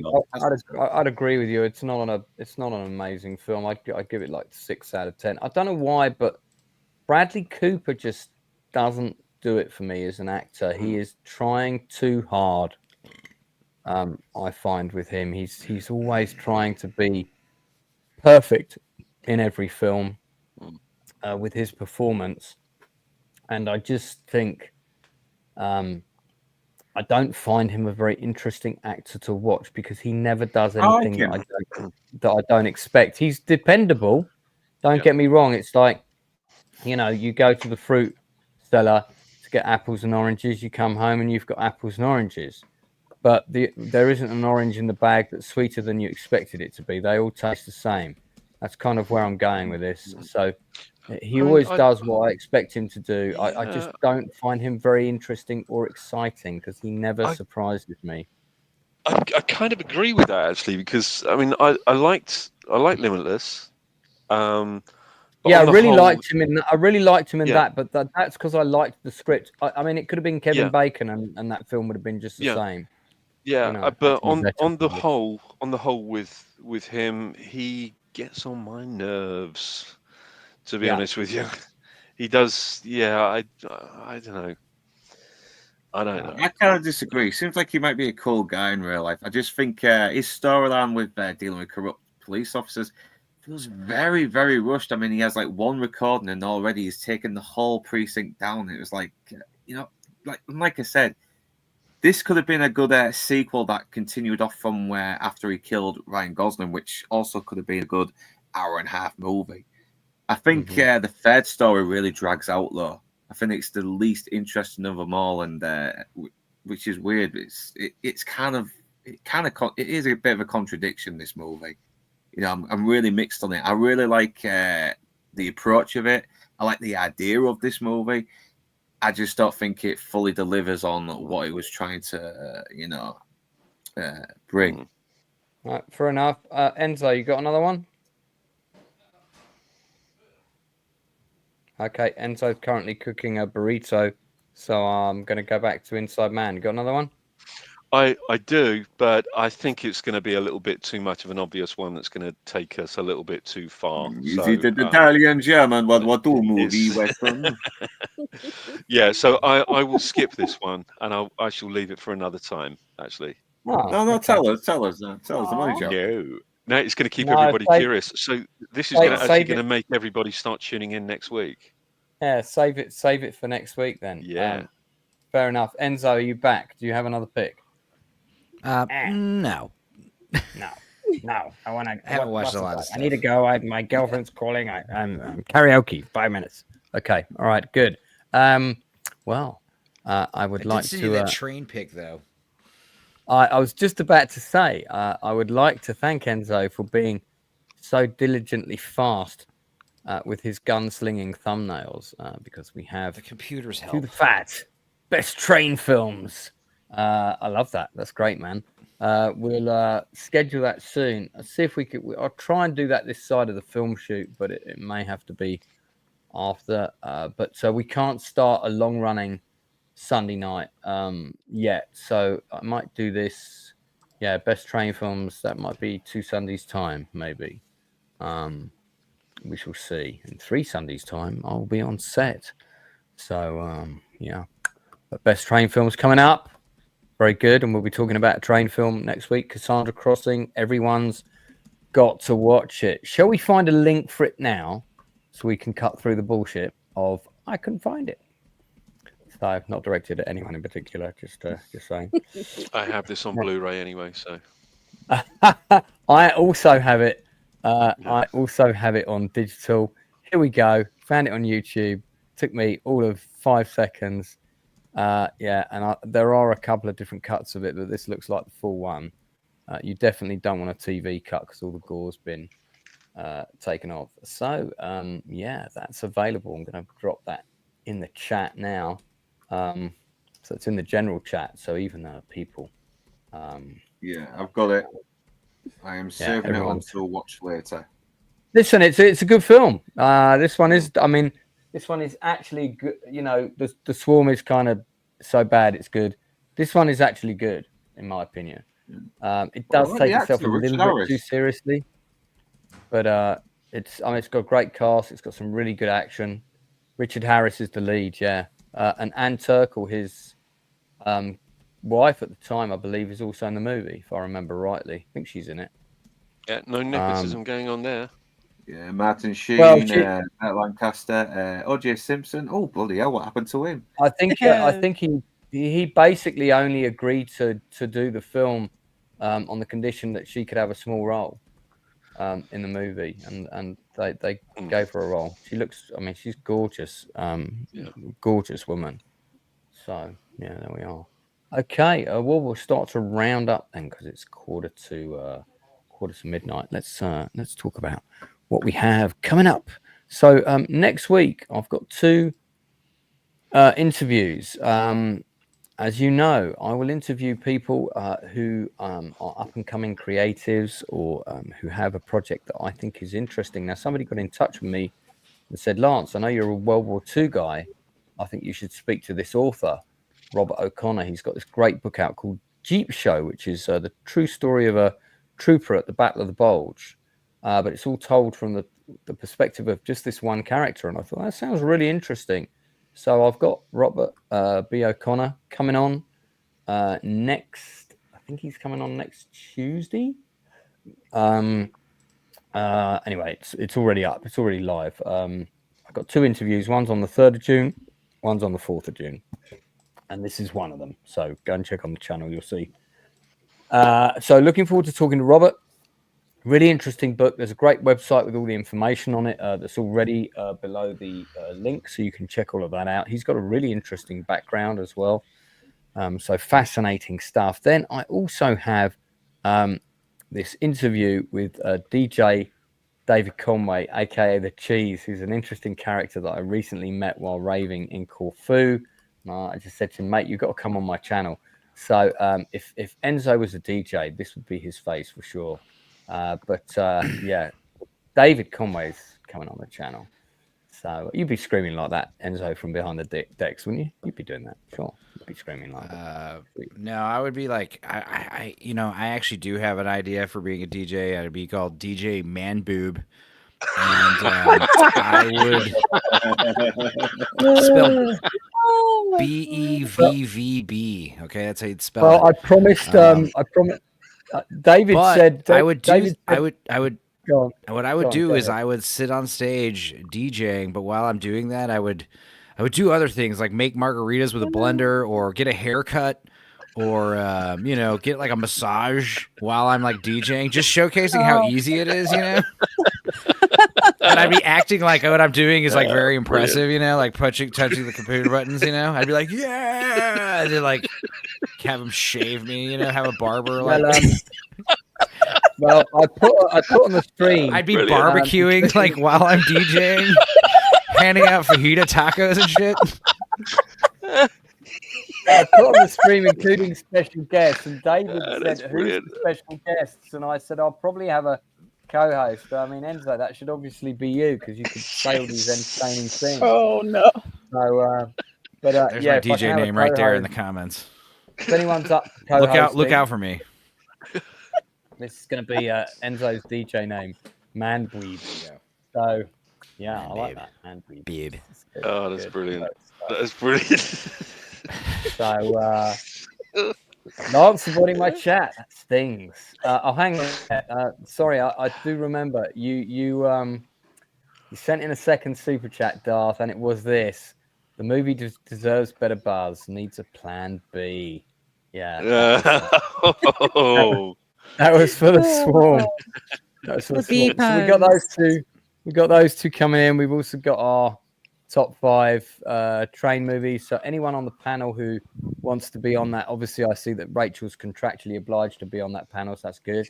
So myself, Rachel, probably plus the Inside Man, we'll be talking about our top 5 movies that feature trains for a big chunk of the film. So you could have Under Siege 2, you could have Narrow Margin, you could have Silver Streak, you could have the St. Trinian's train robbery, because there's enough train stuff in there to qualify for that. So as long as a huge, great train robbery, that'd be another one. As long as a huge chunk of the movie either features a train or is set on a train, that will qualify. Money so Train. Yeah.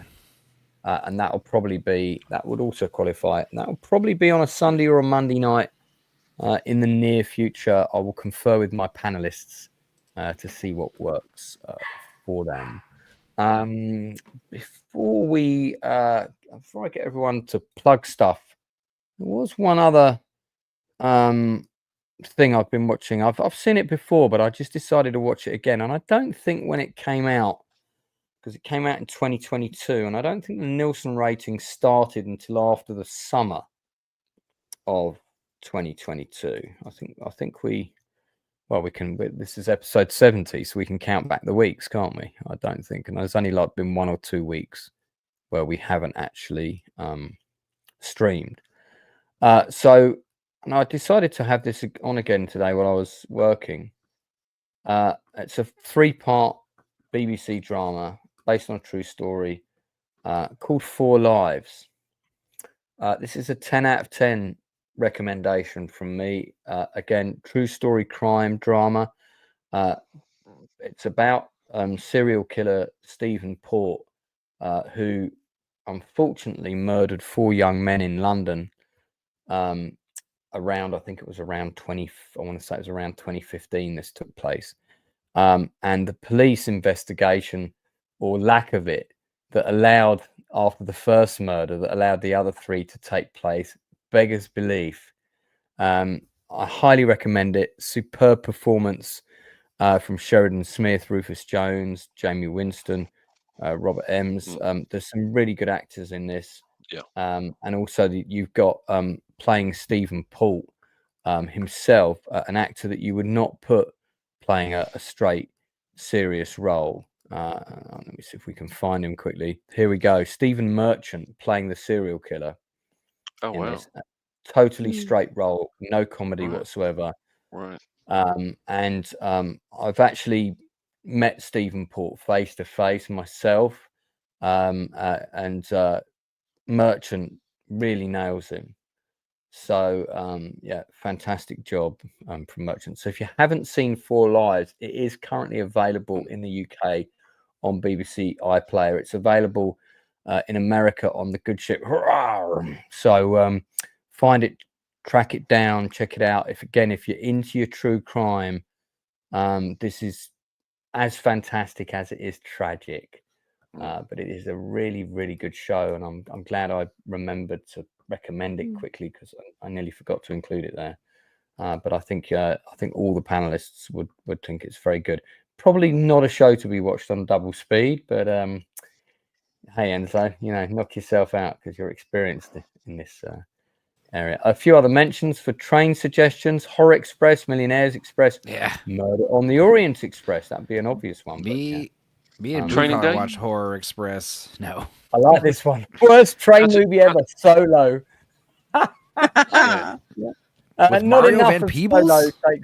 Not enough of Solo takes place on the space train, so that wouldn't qualify anyway.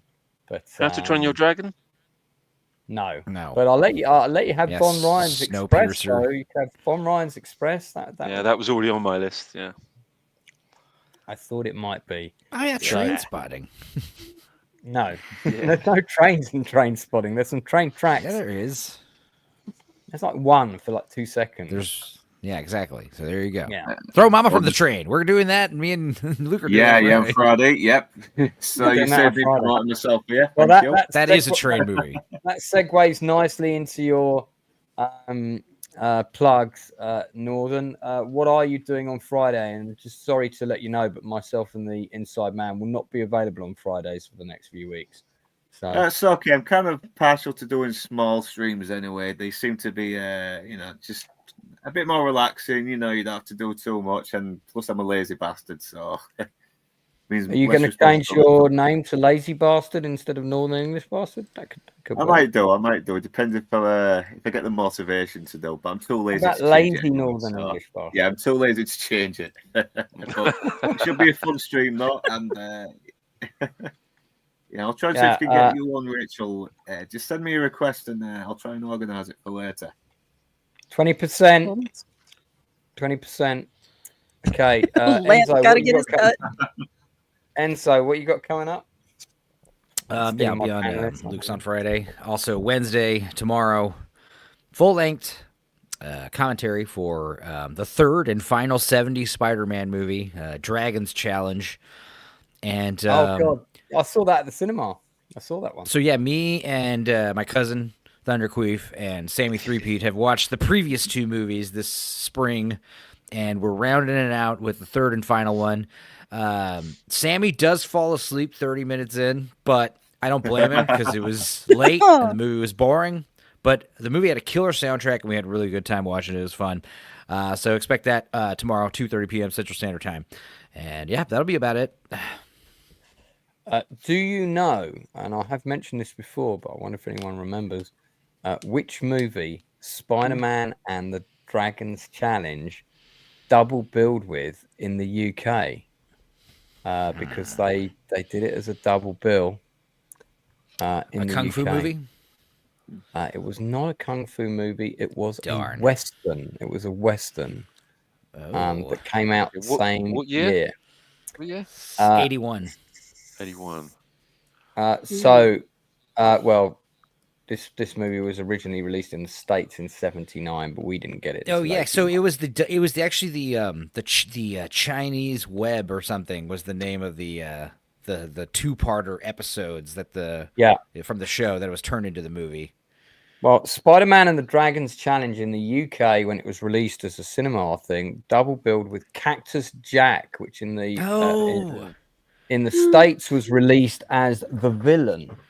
And that's Arnold Schwarzenegger clinging to the side of the train on the right. I do like these kind of old school funny comedy big head character posters, very St. Trinian's kind of posters. But Kirk Douglas. I keep meaning to because I never saw Cactus Jack, because for whatever reason Mum said we could only go to see the Spider-Man film, and then we had to come out because that was the only time Dad could pick us up or something, and so we didn't get to stay to watch Cactus Jack, which I was very annoyed about because Cactus Jack looked better than Spider-Man and the Dragons Challenge. So I've never seen this movie. It probably was better. I'm not gonna lie. So I do want to track this down and give this a watch. It was directed by Hal Needham, who big stunt coordinator. Wow. Yeah. Dude, So one of my favorite Easter eggs is Terminator 2 when they go to the abandoned gas station to stay, and the Terminator stays all night up looking out the window, with a shotgun over his shoulder. That place is called Cactus Jack's. Oh, really? Or was that the bar at the beginning? Was it the bar at the beginning? Somewhere it's called Cactus Jack's in Terminator 2. I can't remember. Well, we can check that out. All right, fantastic. Rachel, we should plug your art again, shouldn't we? So available for commissions, Rachel Percy Art. Check her out on Instagram and all those places. I think because of coming on my channel, I think you've had a couple of bits of work, haven't you? I have. I've had a few commissions lately. Greatly needed and greatly 20%, appreciated. 20%, like I said. Yeah, good. All right.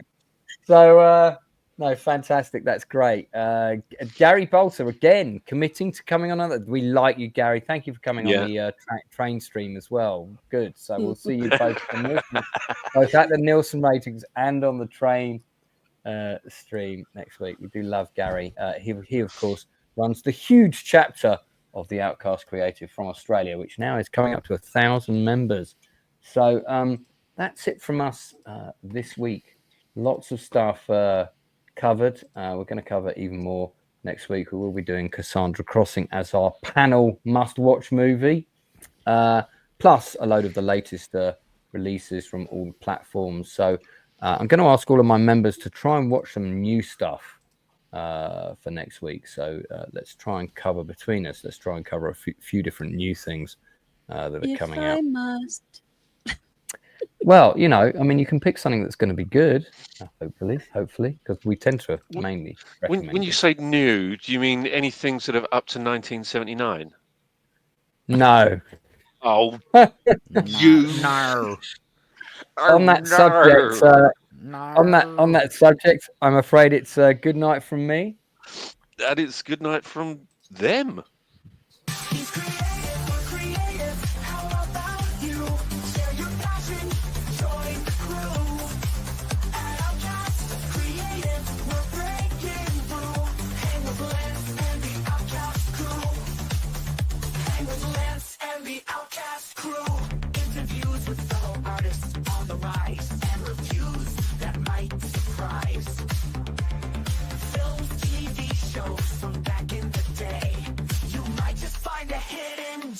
Today, he's creative, we're creative. How about you?